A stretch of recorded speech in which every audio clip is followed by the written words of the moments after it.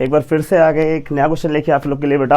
और आज का नया क्वेश्चन क्या है, अगर आपने लास्ट क्वेश्चन देखा रहेगा तो ये क्वेश्चन भी आपको आराम से आ जाएगा बेटा, बहुत इजीली आने वाला है। और ये बहुत बेसिक भी क्वेश्चन है बेटा, इसको डायरेक्ट आप थ्योरी से भी सॉल्व कर सकते हो और आपने ऐसे भी सॉल्व किया तो भी चलेगा बेटा। तो मैं आपको आज फॉर्मुला बेटा से सिखाता हूँ बेटा, फॉर्मुले से कैसे सॉल्व करेंगे और फिर थ्योरी से कैसे सॉल्व करेंगे वो भी आपको पता है। तो चलेगा नहीं चलेगा बेटा। तो स्टार्ट करते हैं। पहले क्या क्वेश्चन दे रखा है, बोल रखा है आपको बेटा, बहुत क्लियरली मेंशन किया है कि two pendulum have length L and 4l। मतलब आपको दो पेंडुलम देगा, दोनों का लेंथ दे रखा है। आपको अजम्पशन ले ले, पहला लेंथ दे रखा है एल और सेकंड लेंथ कितना दे रखा है बेटा, 4l दे रखा है। ठीक है, L1 इज L और L2 कितना दे रखा है बेटा, 4l। They start oscillating at the same time. दोनों का इनिशियल टाइम क्या है बेटा, सेम है। फ्रॉम द मीन पोजिशन, मतलब वो उनका initial point, initial phase difference कितना है, 0।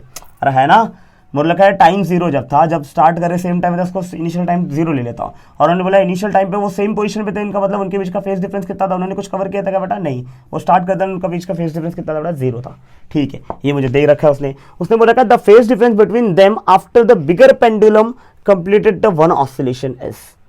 उसने फेस डिफरेंस आपको पूछा है, देखो ये टाइम 0 के लिए दे रखा है और एक टाइम के लिए पूछा है। कौन से टाइम के लिए पूछा है, time period of the bigger pendulum. पहली बात तो टाइम पीरियड कौन सा बड़ा होगा बेटा, अगर मतलब पहले के लिए T1 लिया, दूसरे के लिए T2 लिया, आपको पता होगा बेटा टाइम पीरियड और लेंथ का रिलेशन कैसा होता है, डायरेक्टली प्रोपोर्शनल। इसके पहले मैंने आपको पहले आपको समझाया था कि टाइम पीरियड कितना होता है बेटा, सॉरी लास्ट लेक्चर अगर वीडियो लेक्चर देखा उसमें समझाया था मैंने, 2π√L/g था। तो टाइम पीरियड और लेंथ का रिलेशन डायरेक्टली प्रोपोर्शनल ना, तो लेंथ इसका बड़ा तो इसका टाइम पीरियड बड़ा। तो उसने क्या बोल रखा बेटा, the phase difference between them after bigger pendulum completed the one oscillation. अगर बिगर पेंडुलम ने वन ऑसिलेशन कंप्लीट किया है उस समय फेज डिफरेंस कितना था। तो अगर बिगर पेंडुलम ने वन ऑसिलेशन कंप्लीट किया, मतलब कितने टाइम बाद पूछा है, time period the bigger pendulum ना। अरे है ना, अगर उसने बोल रखा है कि बिगर पेंडुलम ने जब वन ऑसिलेशन कंप्लीट किया तब के लिए तुझे फेज डिफरेंस है ना। तो मैंने बोला at time t equal to 0 phase difference कितना बड़ा, 0 था। But at time of bigger pendulum तब फेज डिफरेंस कितना होगा, ये आपको पूछा है। अब मैंने आपको समझाया था, या तो φ1 - φ2 होगा या तो φ2 - φ1 होगा। अब एक तो होगा, अब फाई निकालना पड़ेगा। फाई कहाँ से निकालेंगे बेटा, तो हम सबको पता होना चाहिए कि फाई का फॉर्मूला कितना होता है बेटा, ओमेगा टी, और फाई ओमेगा का फॉर्मूला कितना, 2π/t होगा इंटू स्मॉल टी। समझ में आ रहा नहीं यार बेटा, अगर ये फॉर्मूला आपको याद रहेगा तो आप आराम से निकाल सकते हो। चलेगा नहीं चलेगा बेटा। तो पहले तो मैं टाइम पीरियड का रिलेशन देखता बेटा। ठीक है, अगर मैंने बोल रखा है कि इसका लेंथ L, इसका लेंथ 4l है, तो टाइम पीरियड मैंने क्या देखा, डायरेक्टली प्रोपोर्शनल टू L, मतलब क्या बोल रहा है, T2/T1 की वैल्यू कितनी आएगी बेटा, √L2/L1। और आपको यहाँ से देख के बड़ा क्लियरली दिख रहा है बेटा कि L2 का लेंथ है 4l और L1 का लेंथ है L। तो आंसर कितना आएगा बेटा, L से L कैंसिल, √4 का आंसर आएगा 2, मतलब T2 इज 2 टाइम्स T1। यहाँ से आपको देख के क्या समझ में आ रहा है, मुझे ये समझ में आ रहा है, अगर T1 को मैंने x कंसिडर किया है ना, तो मेरा T2 कितना हो जाएगा बेटा, 2 टाइम्स x हो जाएगा। तो मैंने T2 को 2x ले लिया और उसको कितना लेते हैं बेटा, x ले लिया। तो मेरे को कितना टाइम पे फेज डिफरेंस पूछा है बेटा, T2 पे, और T2 को मैंने कितना टाइम ले रखा है बेटा, 2x ले रखा है। अरे एक्चुअली मैं T1 को मैंने x ले रखा है, बट T2 कितना हो जाएगा उसके हिसाब से 2x हो जाएगा। ये डेटा के हिसाब से मैंने डिसाइड कर लिया।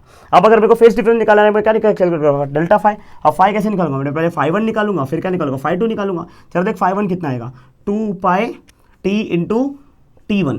अरे है ना, हाँ ना, φ2 के लिए कितनी आएगी बेटा, अगर मैं φ2 कैलकुलेट करूँ कितना आएगा f2 के लिए बेटा, 2π इंटू T2।